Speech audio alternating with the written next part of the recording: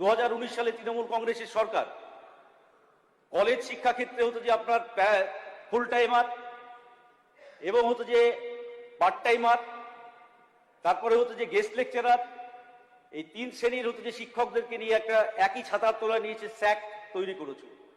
একটা নতুন সরকারের আমরা যতটুকু জানি যেটা হতো যে আগামী 5 বছর এই সরকার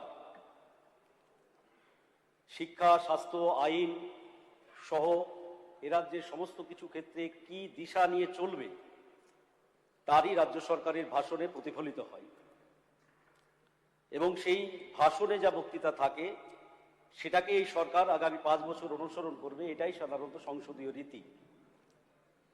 মাননীয় রাজ্যপাল যে ভাষণ দিয়েছেন নিশ্চিতভাবেই হতো যে আমরা যেটা জানি প্রোটোকল, কিন্তু এটা মন্ত্রিসভা পক্ষ থেকেই পরিষদীয় মন্ত্রী সহ ক্যাবিনেট মিনিস্টাররাই হতো যে এই ভাষণ লিখিত করেছে।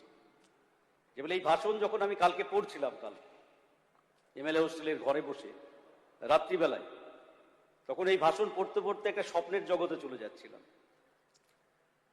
সত্যি যদি এরকম রাজ্য হয় আমাদের, অবশ্যই সাধুবাদ। আমরা চাই, আপনারা শাসক দলে আছেন, আমরা বিরোধী দলের বিধায়ক হিসেবে একজন নির্বাচিত হয়েছি, বা যারা এই হাউসে এসেছে তারাই সংবিধানের শপথ নিয়ে মানুষের কাজ করতে চাই।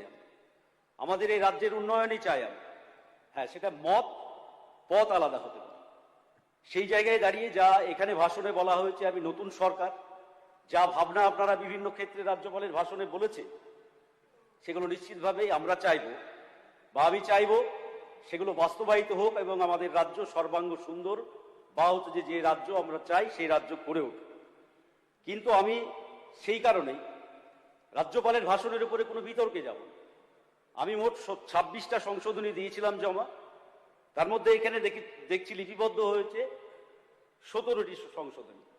আমি সেই সংশোধনীগুলো নিয়েই হতো যে আমি আমার সময়ে বক্তৃতা আমি শেষ করার চেষ্টা করব।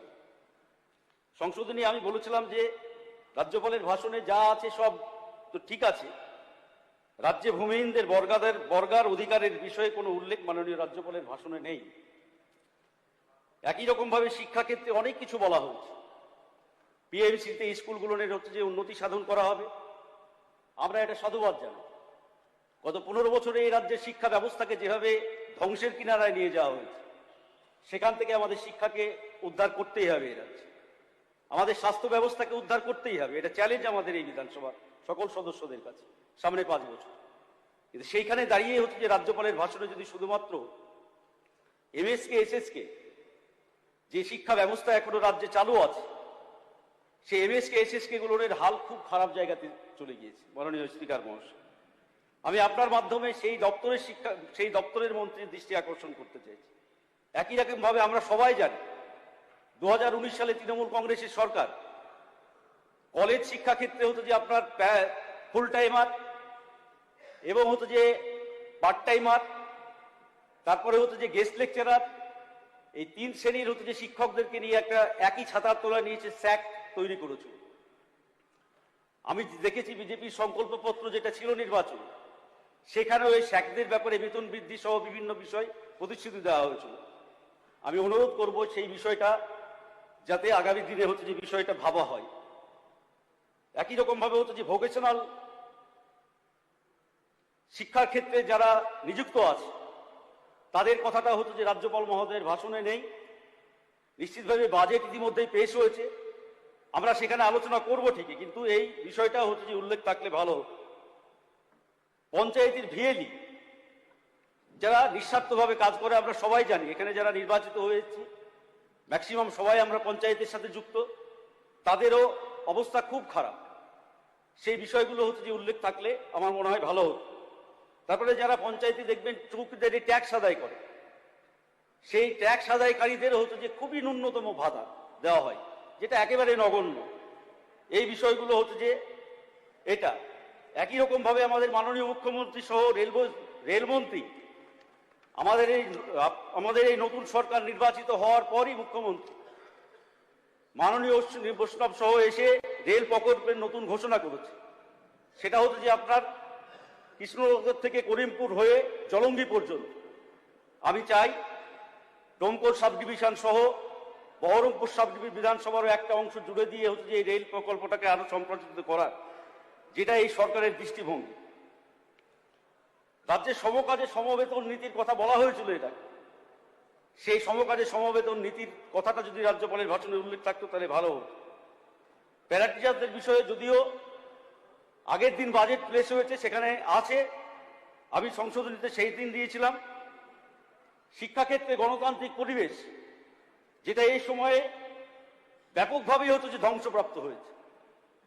কোনো কলেজ বিশ্ববিদ্যালয় হচ্ছে সংসদ নির্বাচন হয় না গত 15 বছর থেকে। একচেটি এভাবে তৃণমূলের হচ্ছে যে যারা দুষ্কৃতী, তারা হচ্ছে যে ওইখানে তৃণমূল ছাত্র পরিষদের যারা দুষ্কৃতী, তারা ওই কলেজ ছাত্র সংসদগুলো হচ্ছে যে জোগাড় করে দখল করে বসে আছে। আপনারা জানেন, বিভিন্ন ইনসিডেন্ট আছে, আমি ব্যাখ্যা করতে যাচ্ছি না, আপনারা সবাই জানেন। সেই জন্য বলছি, কলেজে গণতান্ত্রিক পরিবেশ ফিরিয়ে আনার জন্য ছাত্র সংসদ নির্বাচনের বিষয়টা যদি রাজ্যপালের ভাষণে উল্লেখ থাকতো তাহলে হচ্ছে যে আরো একটু ভালো হতো। তারপরে হচ্ছে যে মুর্শিদাবাদ জেলার, আমি যে জেলা থেকে, যে বিধানসভা এলাকা থেকে নির্বাচিত হয়েছি, কাঁসা শিল্প একসময় বিখ্যাত হতো যে আমাদের জেলাতে ছিল। সেই বিলুপ্ত প্রায় কাঁসা শিল্পের কথা যদি উল্লেখ থাকতো রাজ্যপালের ভাষণে, বা হতো যে এটা সংযোজন করতে পারলে মুর্শিদাবাদ জেলায় রেশম শিল্প, তাঁত শিল্প, যেটা একটা সময় হচ্ছে যে ঐতিহ্য ছিল, এই শিল্পগুলোতে অনেক মানুষের ছোট ছোট, যেটা এই সরকারের পরিকল্পনা যে পরিযায়ী শ্রমিকদেরকে নিয়ে এসে এই রাজ্যে কাজ দেওয়া, তা যদি করতে হয় আমাদের রাজ্যে ক্ষুদ্র শিল্প, ক্ষুদ্র কুটির শিল্পগুলোকে উন্নতি সাধন করা ছাড়া এটা কখনোই বাস্তবে সম্ভব না। তাহলে সেই জায়গায় দাঁড়িয়ে হচ্ছে যে রেশম শিল্প আমাদের জেলার, তারপরে হচ্ছে তাঁত শিল্প। আমি যে বিধানসভায় বাস করি, অনেকেই জানেন যারা কাছের, আমার কাছের বিধানসভা করিমপুর, সেখানে হচ্ছে যে সেই বিধানসভার যিনি বিধায়ক আছেন তিনি ভালো বলতে পারবেন। এছাড়াও আমার জেলার সব বিধায়কই জানেন যে ডোমকলে একটা শিল্প আছে, সেটা হচ্ছে সংঘ শিল্প। সেই সংঘ শিল্পতে কর্মসংস্থান তৈরি করা, আরো উন্নত ইনভেস্ট করে কিভাবে হচ্ছে যে সেখানে কর্মসংস্থান সৃষ্টি করা যায়, সেখানে একটা বিকল্প ব্যবস্থা করা যায়। সেই সংঘ শিল্পের কথাটা যদি হচ্ছে যে শিল্প আনার ক্ষেত্রেও হতো তাহলে ভালো হতো। আর একটা বিষয়, মাননীয় স্পিকার, অবৈধ অনুপ্রবেশকারী থাক এই রাজ্যে, আমরা কেউ চাই না। অন্য দেশ থেকে এসে এখানে দাঁড়িয়ে, আমি জানি আমার বিজেপি বন্ধুরা বিধায়করা বলবেন যে আপনারা 34 বছর কি করেছেন। আমি বলতে চাইছি না, সেটা এই বিতর্ক করতে গেলে অন্তহীন বিতর্ক হবে, বিধানসভা সেটা জায়গা না।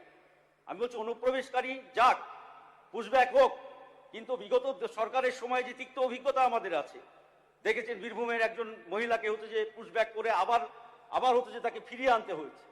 যার ফলে এটাতে একটা অংশের আমাদের দেশের নাগরিকদের মধ্যে, আমি হিন্দু মুসলমান বলতে চাইছি না, আমরা চাই না এইসব হিন্দু মুসলমান করে রাজনীতি বা হচ্ছে যে এসব করতে চাই না, আমরা বলতেও চাই না, কিন্তু আমাদের দেশের কোনো বৈধ নাগরিক যাতে এটাতে আতঙ্কিত না হয় কোনো অংশে, যে অংশেরই হোক, সে সংখ্যালঘু হতে পারে, সংখ্যাগুরু হতে পারে, এটাতে যেন কোনো ধরনের হচ্ছে যে না হয় সঠিকভাবে যাতে।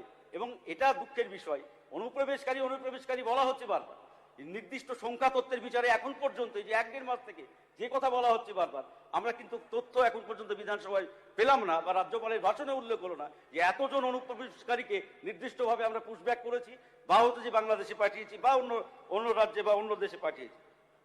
এটা হচ্ছে যে আমার এতে পাট চাষিদের সমস্যা।